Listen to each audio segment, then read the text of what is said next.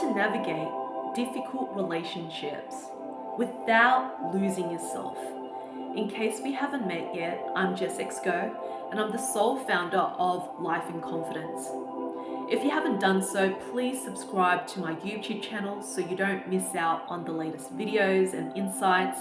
If you have received nuggets of gold, or perhaps gained further insights for yourself, please give this video a like, comment below, and share it with your loved ones who are in need of it, so I can help as many people as I can through this platform by having your support.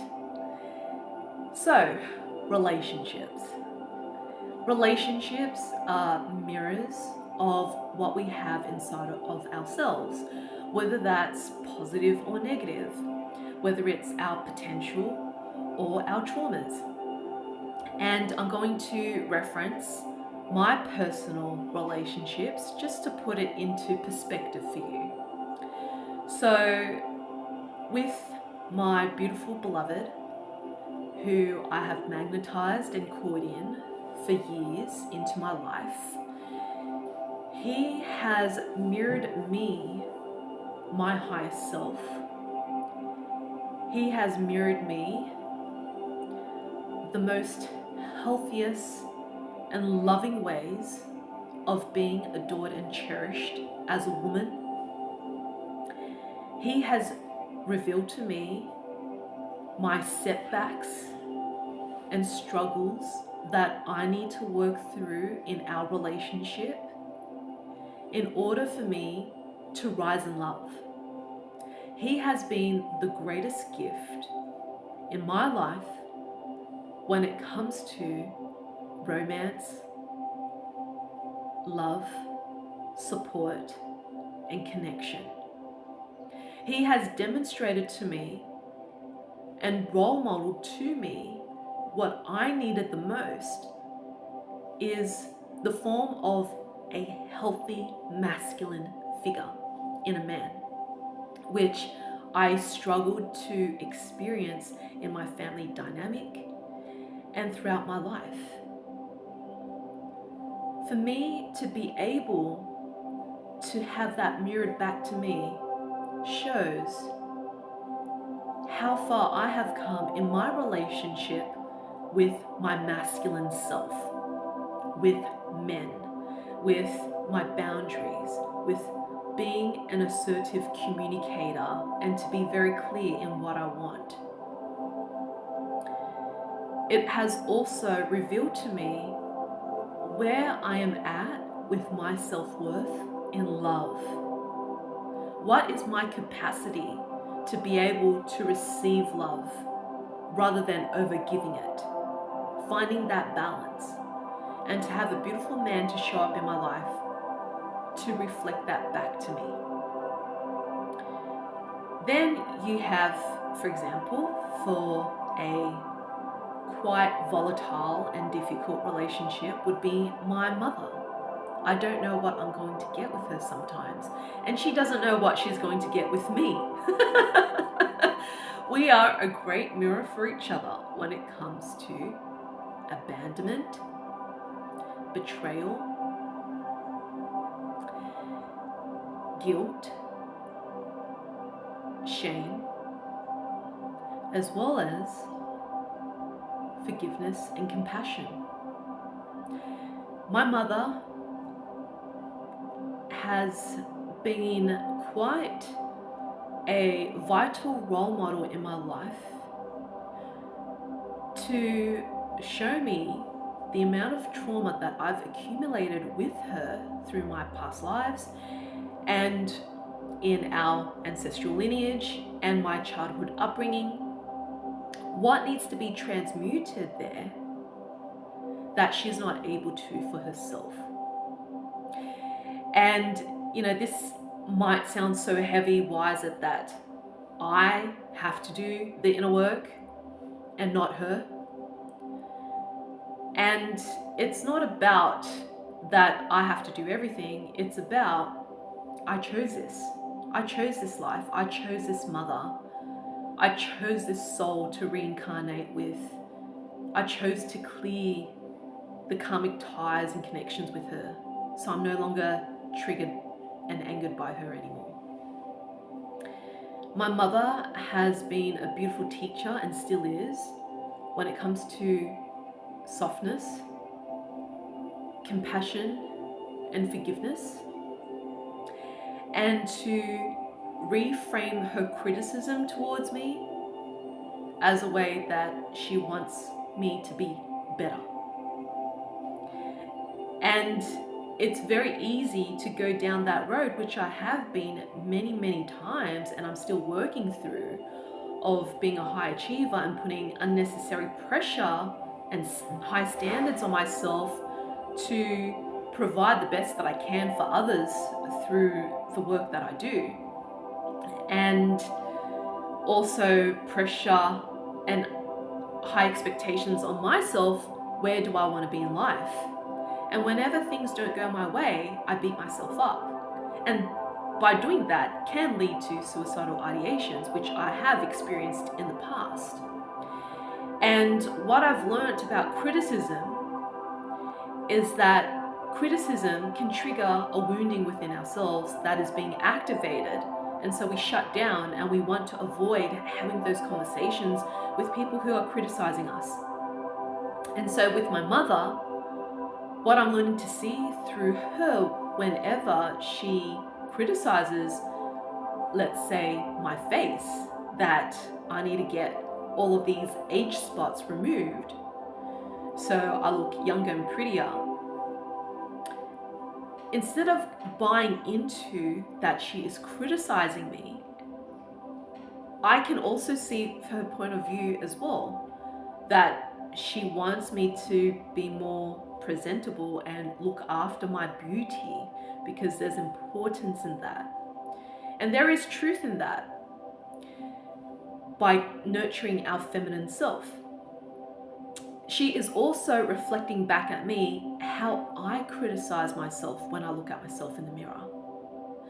So if I'm constantly projecting the wounding that she's activating in me, it's really not her fault at all.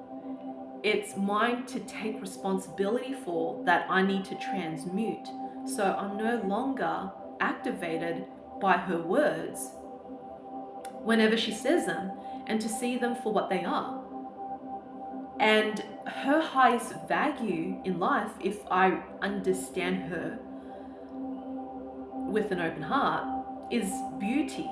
She spends a lot of money on her hair, and she's always finding ways to make herself look beautiful, because that's her value in life. Especially having a mother who's a Taurus, they're all into indulgence, beauty, aesthetics, things that taste good, look good. And that is not my highest value as a Virgo. I'm more of a practical person. Especially when I'm traveling with just 2 suitcases, I have to be very pedantic and particular what I can put in them.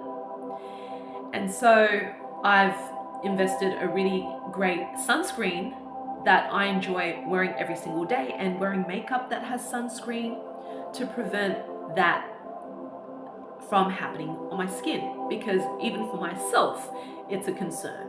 And so my mum is bringing it to my attention what I need to attend to that I'm neglecting within myself.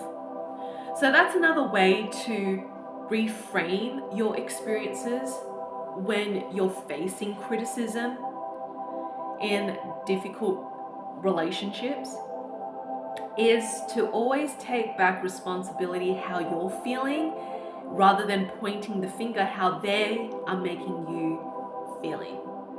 Because you're being activated by certain words or gestures or expressions because it's something from your childhood that has made you associate those gestures, expressions, and words to regress back into those triggers and traumas. And as an adult, I need to take personal responsibility to regulate and manage my emotions. It's not my mum's responsibility. She doesn't even have the emotional capacity to hold space for me, especially for my anger. She's scared of my anger. She runs away or hangs up on the phone whenever I have a conversation with her about the past. She doesn't have the awareness that I do. She doesn't have the tools and techniques in place to offer healing like I do. So how I can put that expectation on her, which is very unjust and unfair, considering where she is coming from.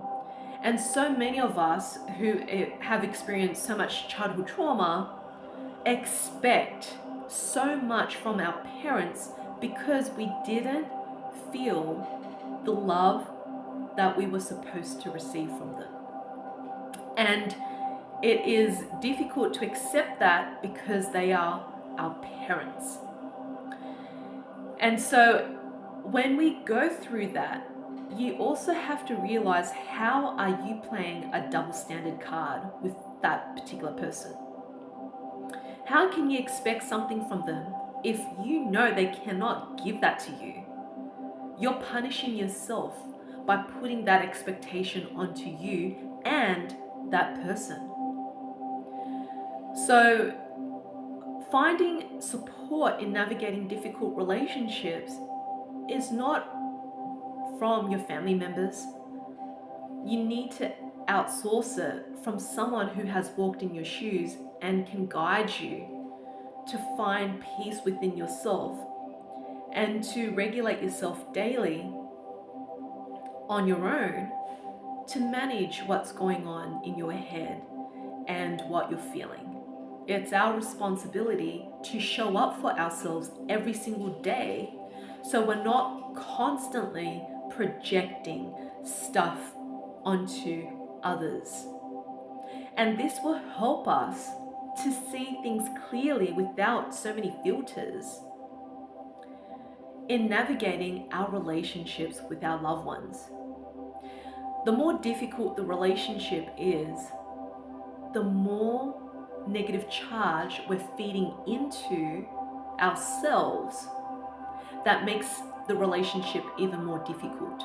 So it's really important that we spend as much time as we can to address what's going on within ourselves. And it does take time to reduce the intensity of your triggers and traumas. It does take some patience, kindness, and empathy for you to land in a softer space than getting caught up in your armoring of your heart, which is very easy to do because that's our default coping mechanism. So each relationship is here to share with you a story, what it is that you need to look into within yourself in order for you to set yourself free. If you got something out of this video, I would love for you to share in the comments below. And if you feel called to dive deeper with me, you can attend and join my Winter Solstice Ancestral Trauma Clearing Circle. This month, you can attend via Zoom live or to access the replay for 1 month if you can't attend live. And the focus would be clearing the karmic and energetic burdens that we have inherited from our parents through their lineage, and to clear it with the guidance of Sekhmet, with any spells, hexes, curses, traumas that we're carrying there, and to find more closure and peace through our ancestors. So if you'd like to learn more or to book your spot, please click on the link in the video description.